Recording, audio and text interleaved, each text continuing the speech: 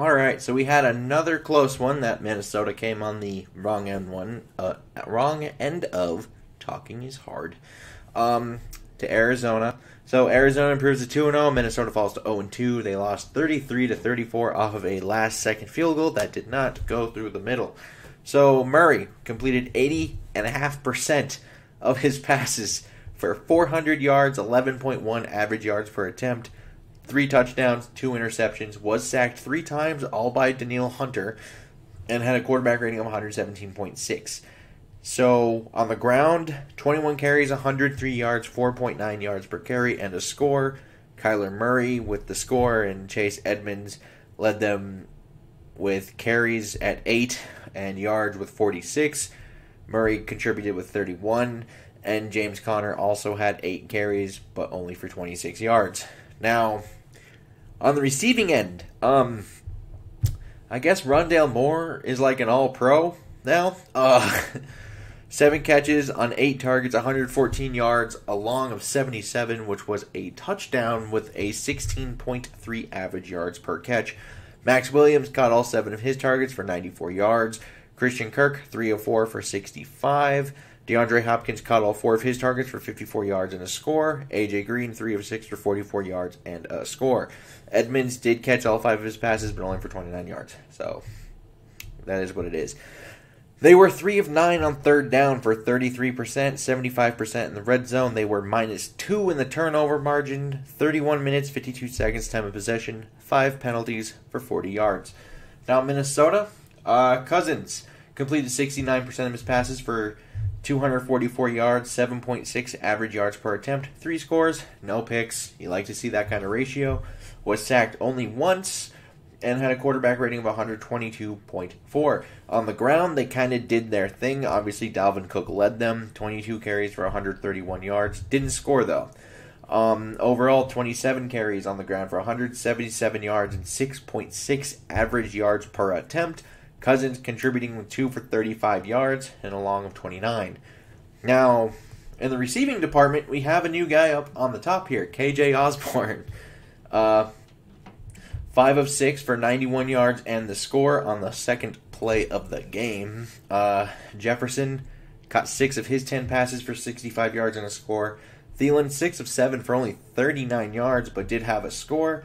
Madison caught a 17-yard pass on his own target, and Cook caught 2 of 3 targets for 17 yards. Conklin was targeted 4 times, only caught 2 for 15 yards. Now, they were 2 of 10 on third down, which is only 20%, which is putrid. 2 of 3 in the red zone, so 67%. Plus 2 in the turnover margin.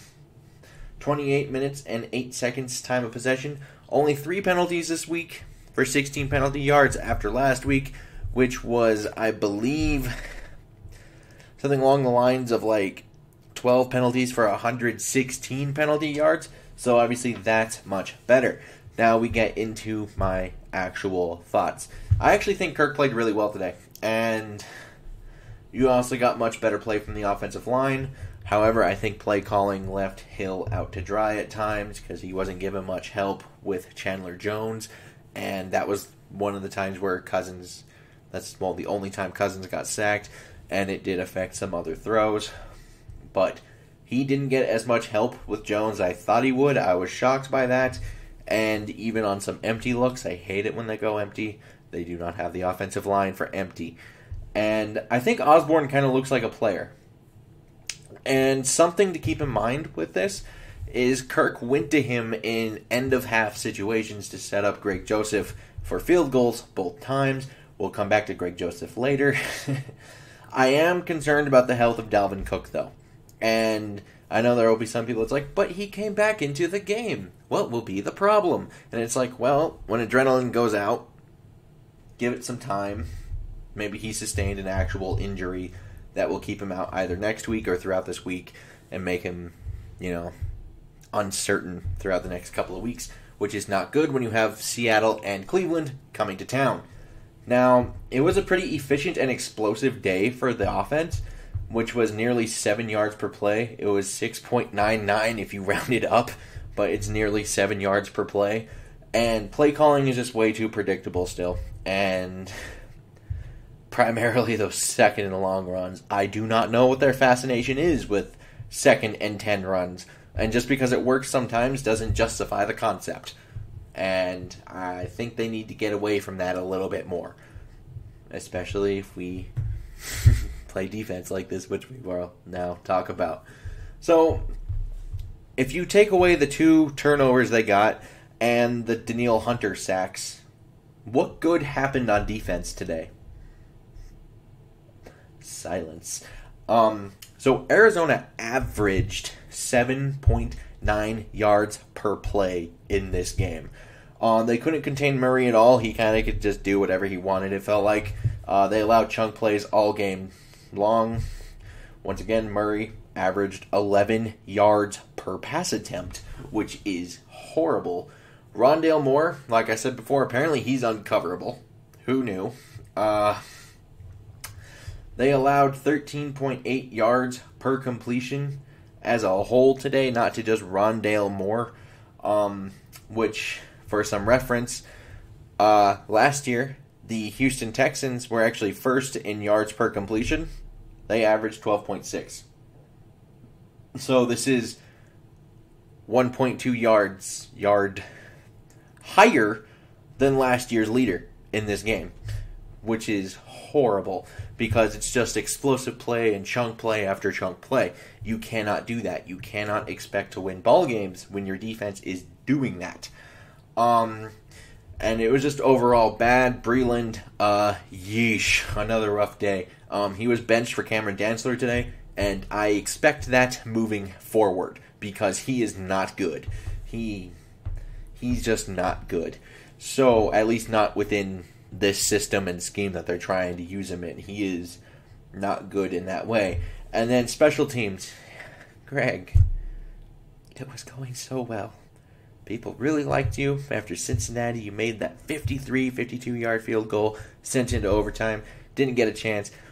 You miss an extra point. We lose by a point in this game. You miss the game-winning kick at the end. People are really going to focus probably on that. And overall, I didn't expect the Vikings to win this game coming in. But if you told me, hey, they would win the turnover battle. Kirk Cousins would throw 3 touchdowns while not turning the ball over. He'd only be sacked once. And then they would run for 177 yards, running at a healthy clip of 6.6 yards per carry. That sounds like a win. And Joseph should have made those kicks. Yes, I agree. Should have made the kicks. It's an extra point and a 37-yard field goal.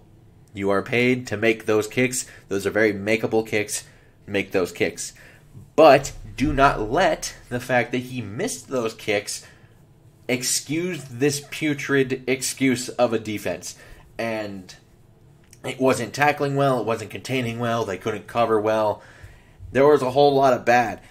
Nick Vigil at times flashed, which I think is kind of nice because it's like, hey, out of all the things, the first free agent signing they made is possibly the best one.